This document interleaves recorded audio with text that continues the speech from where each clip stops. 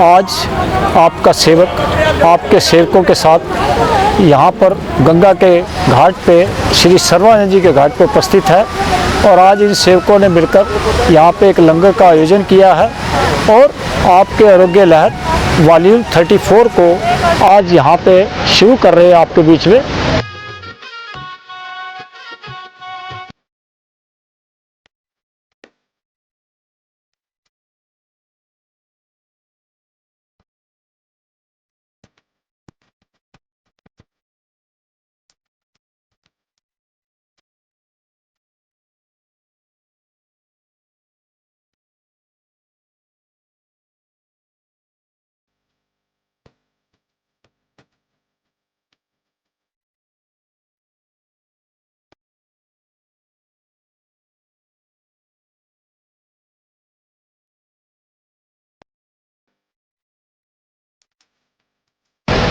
जैसा कि पहले आपको विदित है कि पहले भाग में हम आपकी हेल्थ के ऊपर डिस्कस करेंगे, दूसरे भाग में जो हमारी सामाजिक समस्याएं हैं उनके ऊपर चर्चा करेंगे।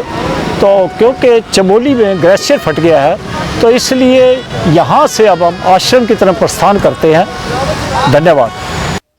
देखिए, आपका वॉल्यूम 34 हरिद्वार से शुरू किया था, बाकी का आज आपके सामने उपस्थित है। इसमें सर्वप्रथम हम आपके जो मौसम बदलने से रोग होते हैं, सर्दी जुकाम बुखार इत्यादि, उसके लिए एक मेडिसिन तैयार करने जा रहे हैं। आपने इसका सेवन सेवक द्वारा बताई गई विधि से करना है। अब आपको सेवक उसका डेमोन्स्ट्रेशन देंगे। सर्वप्रथम आपने पंसारी से या आयुर्वेदिक दुकानों से जिनके पास देसी जड़ी बूटियाँ मिलती हैं, आपने ठीकरी निसादर लेना है। ये ठीकरी निसादर आप लाएंगे, बेशक आप थोड़ा सा ही लाएँ, 50-100 ग्राम, लेकिन हमारे को इस दवाई बनाने के लिए बहुत कम चाहिए।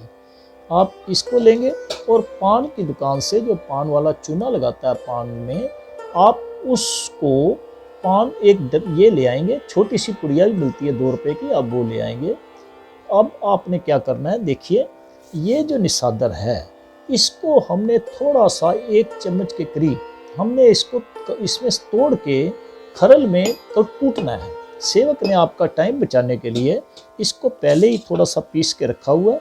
ये देखिए, ये इसमें से सेवक ने 1 चम्मच ये निसादर ठीकरी निसादर लिया।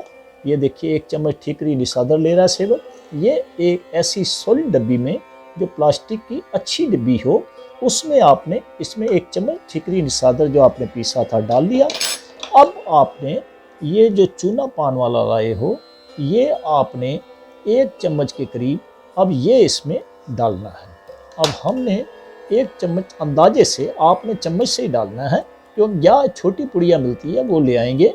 यहाँ पे आपने इसमें 1 चम्मच के करीब ये पान वाला चूना डाला, 1 से 1.5 चम्मच डाल देना। ठीक है जी।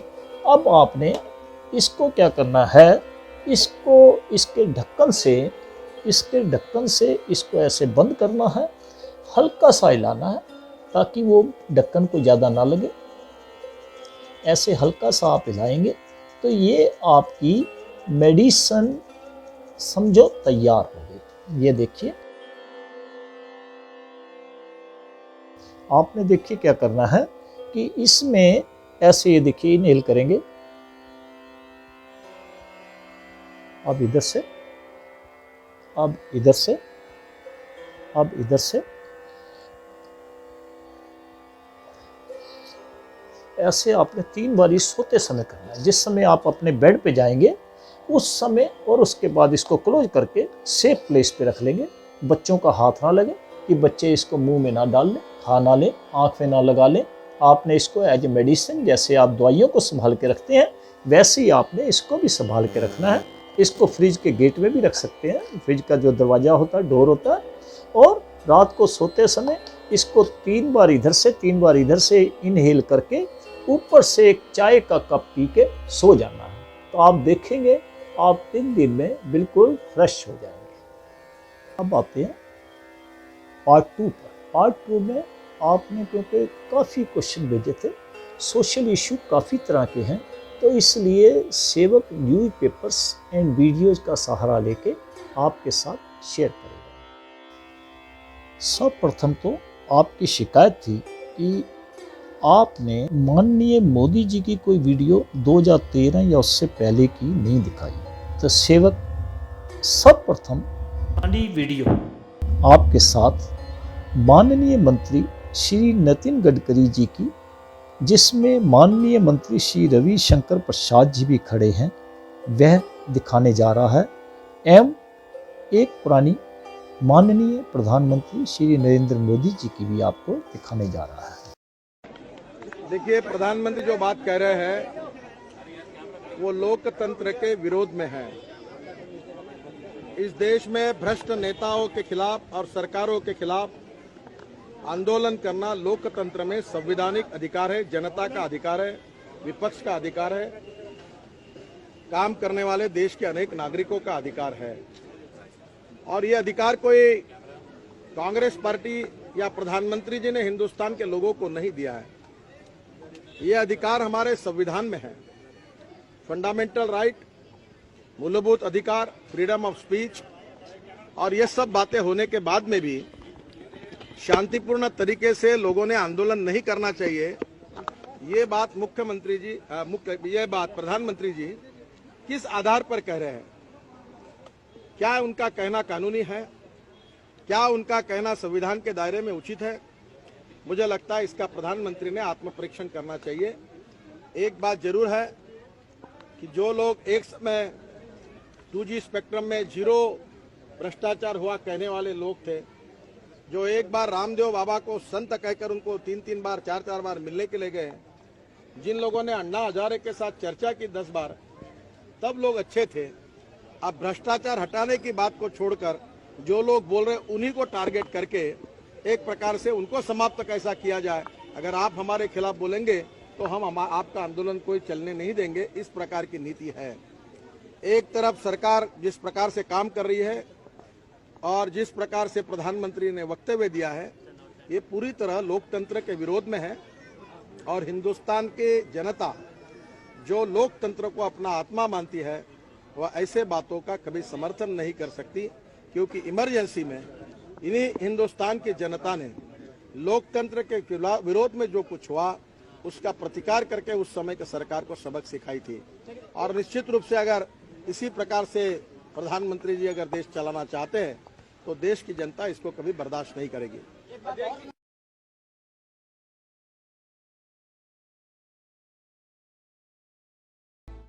लोकतंत्र में डरा हुआ पत्रकार मरा हुआ नागरिक पैदा करता है। न रुपये की कीमत की चिंता है। उन्हें अगर चिंता है तो कुर्सी बचाने के कार्यक्रमों की चिंता है।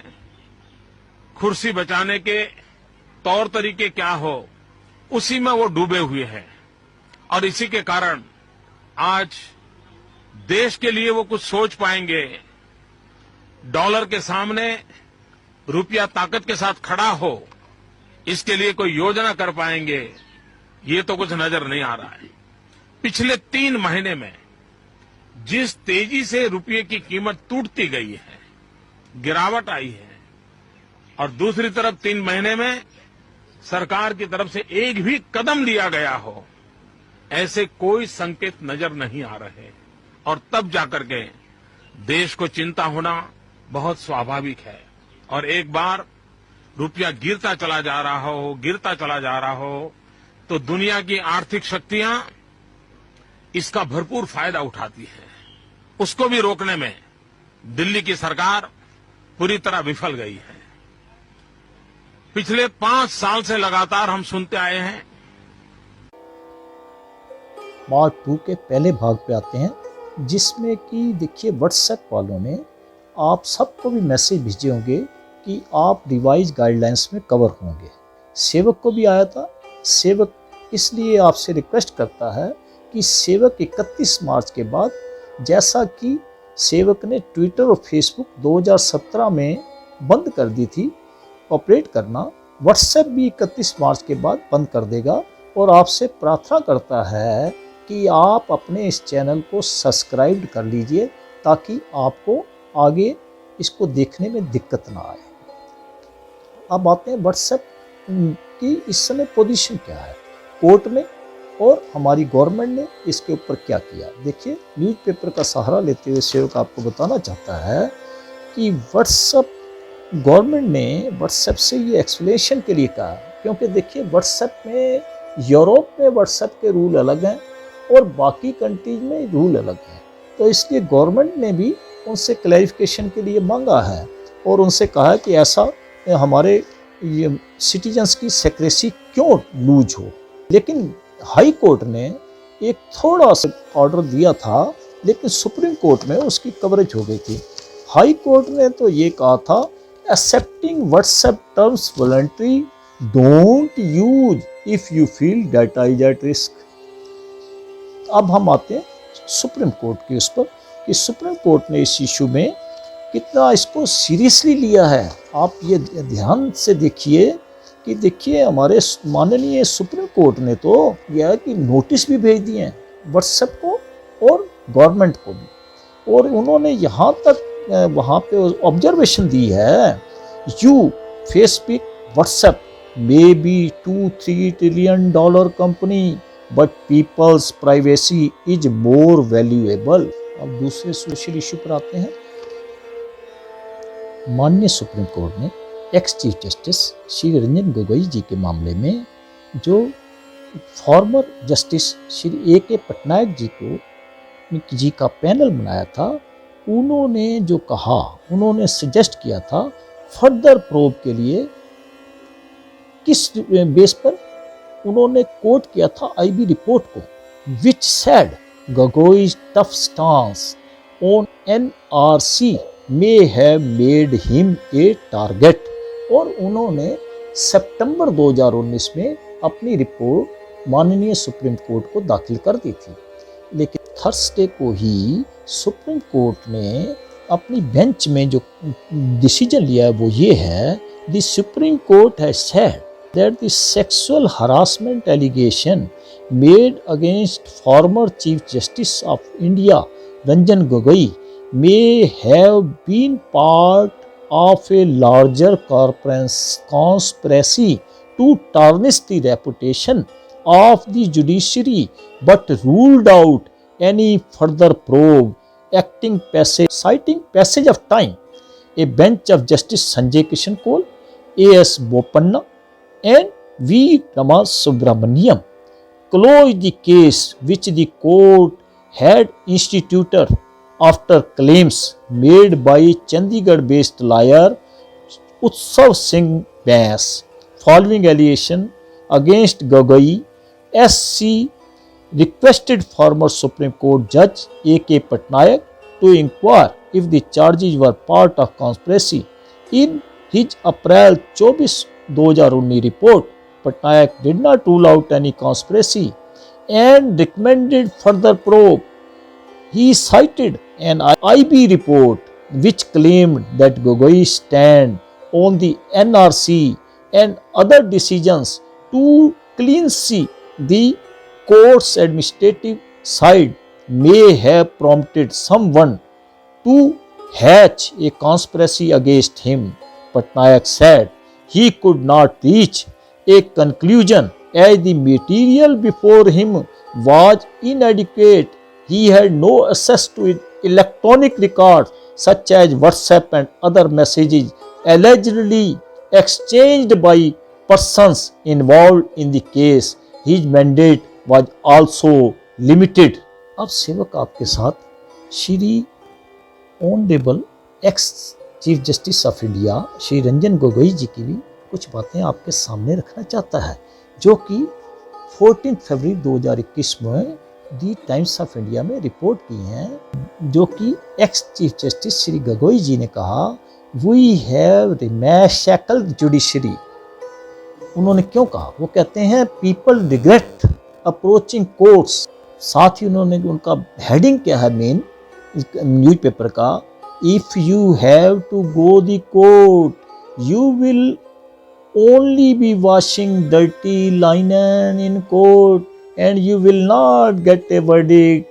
You go to court as a corporate to take a chance. If you succeed, then crores of rupees would come.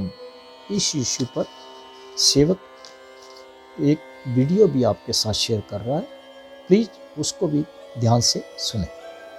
पूर्व सीजेआई रंजन गोगोई पर लगे यौन उत्पीड़न के आरोपों को लेकर सुप्रीम कोर्ट ने गुरुवार को अहम टिप्पणी की है। अदालत ने कहा है कि इस बात से इनकार नहीं किया जा सकता है कि यौन उत्पीड़न के आरोपों के मामले में गोगोई के खिलाफ कोई साजिश रची गई हो।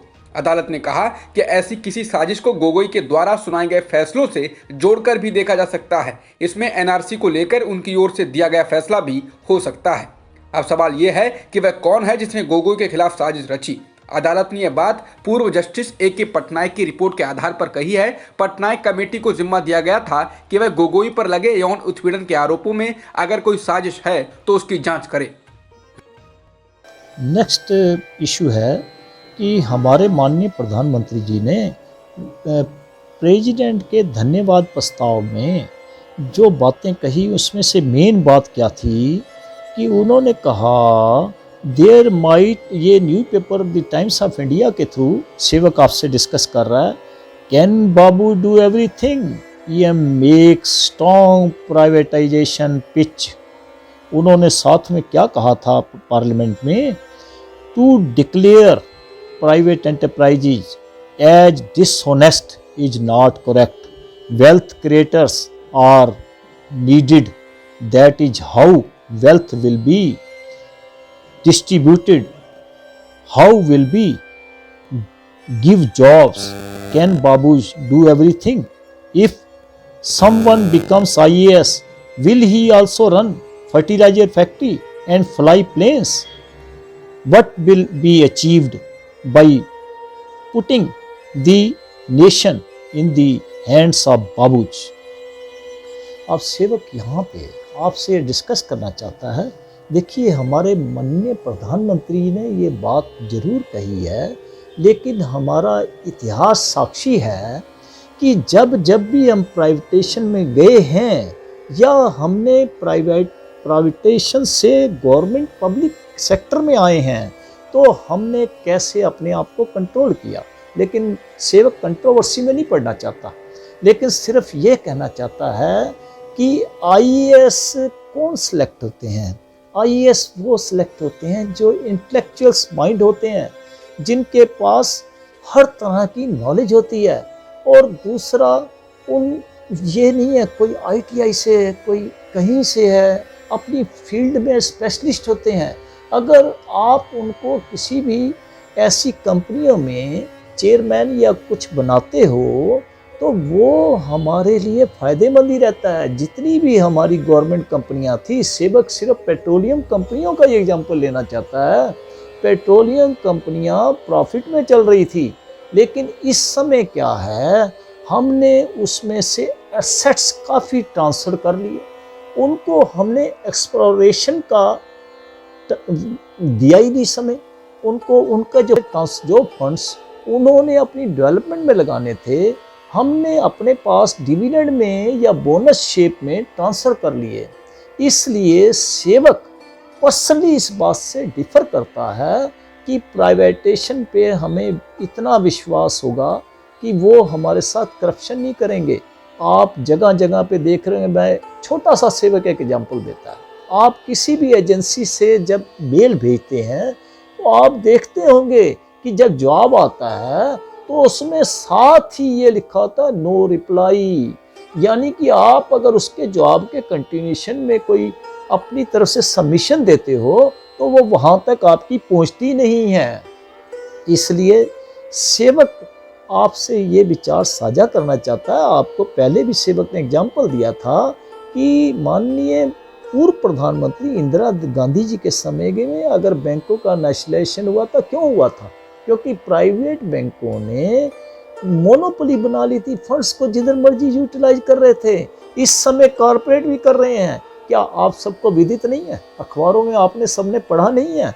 ये मैक्सिमम सब्सिडियां बनाते जाते हैं। सब्सिडी एक कंपनी के फंड दूसरी कंपनी में ट्रांसफ़र कर देते हैं और एक कंपनी चल रही है दूसरी बना देते हैं, जिससे कि ऑडिट करने में भी हमारे इनकम टैक्स डिपार्टमेंट को और एजेंसियों को बड़ी दिक्कत आती है।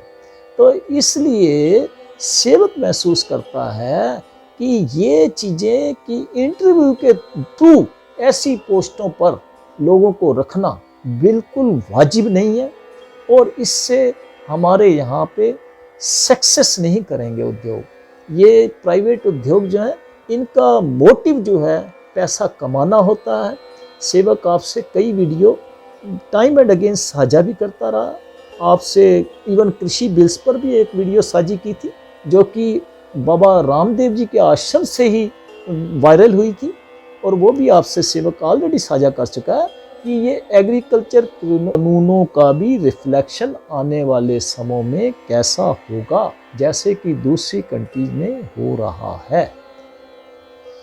सेवक आपका ज़्यादा समय ना लेता हुआ क्योंकि आपके इशू ज़्यादा थे, एक इशू सिर्फ और आपसे डिस्कस करेगा, वो है arrest on sedition charges rise but conviction falls to 3% in 2019 from 33% in 2016। यानी कि 2016 में जो कन्विक्शन थी, जितने केस रजिस्टर्ड होते थे सेडिशन में, उनमें 33% उनको सजा मिलती थी या और अब क्या है कि 3% 2019 की जो रिपोर्ट है उसमें 3% हो गया है। तो यहाँ से अंदाज़ा लगाइए कि हमारी जो इंडिपेंडेंट एजेंसियाँ हैं कहाँ तक इंडिपेंडेंट हैं।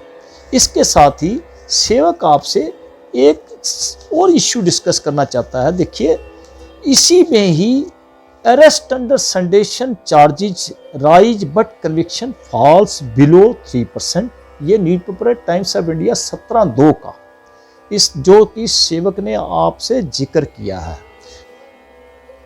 लास्ट में सेवक आपसे द टाइम्स ऑफ इंडिया 18/2/2021 की एक न्यूज को साझा करना चाहता है जिसमें हेडिंग है TRS man hacks public interest litigation activists to death. वो क्या है कि Hyderabad a lawyer couple known for filing PIL यानी कि public interest litigations in Telangana high court on human rights issues was on Wednesday hacked to death with sickles in the middle of a busy road in Pedapalli. Local TRS functionary and Manthani Mandal president Kumta Sarinu is believed to be one of the assaults and is the main accused in the double murder reports. और इन दोनों के activist के नाम क्या थे? The couple Gattu Yamuna Rao and his wife नगामानी।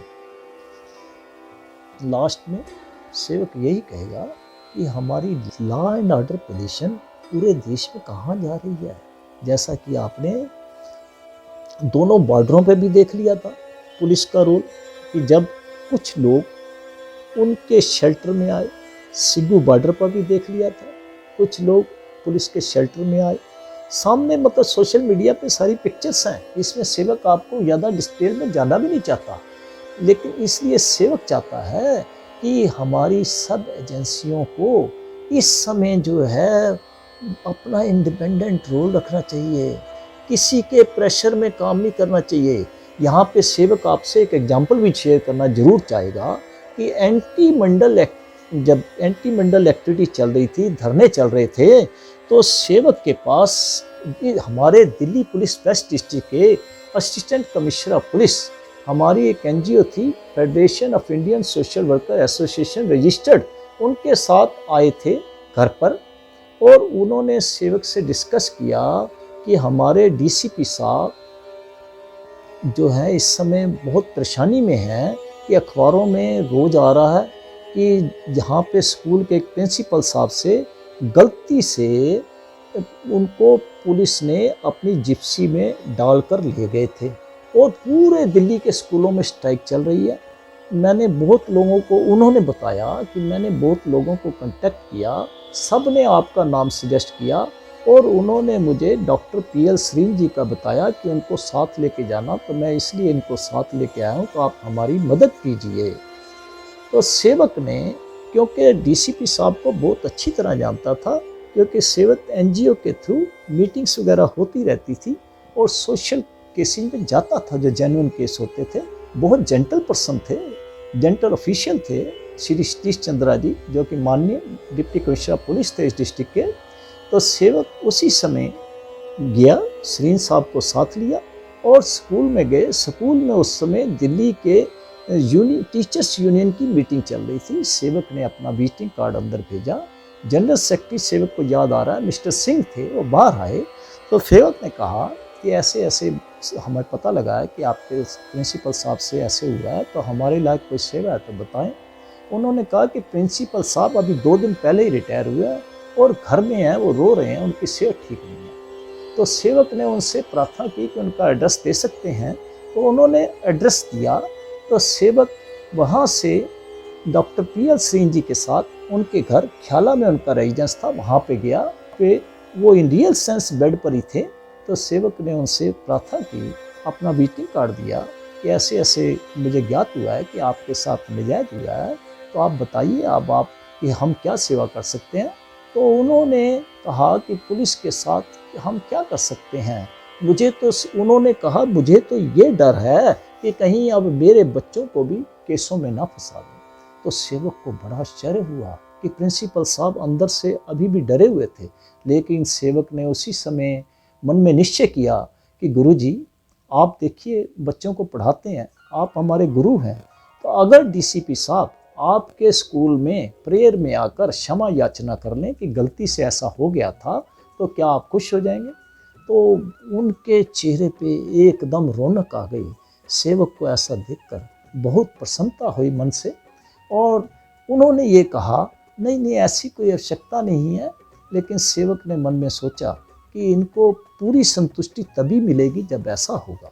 तो सेवक वहीं से डॉक्टर पीएल सिंह जी को लेकर डीसीपी साहब के वहाँ पे गया। वहाँ पे एसीपी साहब जो कि सेवक के पास आए थे उनसे पहले मिला, उनके साथ डीसीपी साहब को मिले और उनसे सेवक ने कहा कि ऐसे ऐसे बात है, तो आपको जो है प्रेयर में ये रियलाइज़ करना पड़ेगा कि ये गलती से हो गया है।